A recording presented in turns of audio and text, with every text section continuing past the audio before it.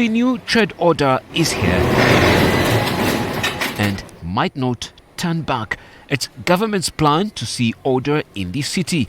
But some observers are also questioning the timing, where everyone is already feeling the ripple-down effects of the global geopolitical events, which are beginning to hit home. Let us start here. The economies of the world are going very big kind of turbulent times.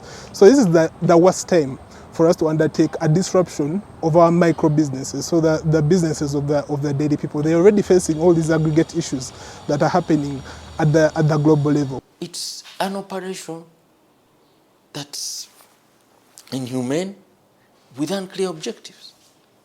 If you look at a certain house and say maybe it wasn't built properly, you bring a grader. See? So the Federation is urging the enforcers, the people putting this into operation, the town clerks, the chief administrator, they need to follow the law, because nobody is above the law. At some point, the people whose property has been destroyed might take legal action. Yes, might take legal action, because you can't break the law as you seek to enforce it. Even then, the enforcement operation rolled out and a policy to streamline urban planning and advance the smart city agenda has triggered widespread disruption across major trading centers. Traders say the demolitions have wiped out years of investment. The Small and Medium Enterprises Federation has warned that the economic impact could be severe and long-lasting. It's not these big companies that pay the money, it's us. It's us who make the phone calls. It's us who use the data. It's us who take the beer. It's us who take the soda. It's us who take the salt, the wheat. Us, not those companies. Those companies are tax collectors. So anybody who sits and says, micro business don't pay tax, I pity them. They don't pay direct tax because in many instances they don't even fit that threshold. That's why you have thresholds in tax collection. That's why in these reforms you're saying anyone who earns 335,000 and below should not pay as you earn. So, the argument therefore should be, these people are important contributors to the economy. This should be a foundational agreement.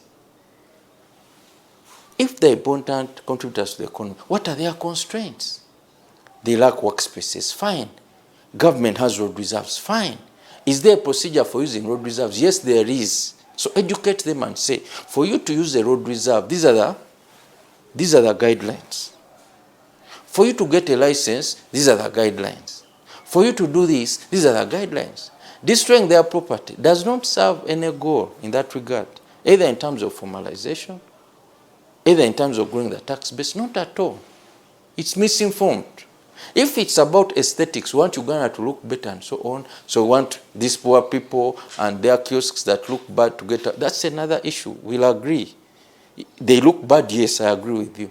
So if that's the intention. Civil society groups are also questioning the design and sequencing of the policy rollout. And this has an impact on the way we allocate resources in the budget. In the first instance, you have money to evict the vendors. Yet this money would have done something else. But also is that you can not evict the vendors just, you need to plan for them, where are you going to put them. So also reallocating them to a new place, that place must have very good sanitation. Tell you that 3 or 4 months down the road, these people are going to come back. Because it is a livelihood. For a kiosk owner, this is not just petty cash they are making. It is a livelihood. That others wake up in the morning and go to offices. For a kiosk person, it is a livelihood. So you need to plan for that particular livelihood. In fact, you might find that kiosk person, you gave her or him money for PDM, and now you have taken the business. So don't expect that they're going to pay back. So that's the planning we're talking about. Development and fiscal analysts Sayatini say the crisis reflects deeper structural weaknesses in the country's urban economy. So, post the structural adjustment program era, we saw a very big reduction in industrialization, and that led to an aggregate effect in the reduction of employment opportunities that were available for people in the rural areas. Because we had cooperatives in the rural areas, I think people do have a strong memory of us, of our parents, that they've told us how good these cooperatives were, how good these parastatals were in terms of employment and the benefits that they provided them. So the decline of this structure that provided social protections, yes, that provided social protections to our populace, led to great rural-urban migration. According to economists, the immediate economic shock could translate into broader macroeconomic stress. Here the order is targeting people who are not licensed to carry out trade. So a direct loss of taxes is not likely to be the case, but if you are taking it at an aggregate scale, when you have so many people losing out in income, that diminishes their purchasing power, so they may not participate effectively in the economy, and that also might have a negative impact on taxes. I think SMEs play a very important role in the growth of this economy. So we can't take this lying down. We want to appeal to whoever. We want to appeal to Parliament. Parliamentarians have just been elected. They need to listen to the electorate. We want to appeal to the Ministry of Trade, which has said nothing, yet this is their mandate.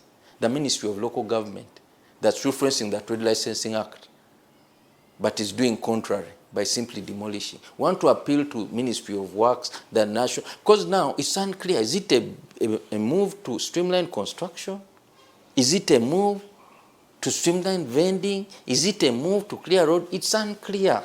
As government insists on its urban transformation plan, the challenge now lies in balancing enforcement with economic survival, raising difficult questions about inclusivity, timing, and the cost of formalizing those referred to as the informal economy. Malcolm Sime, NTV Tonight, Business.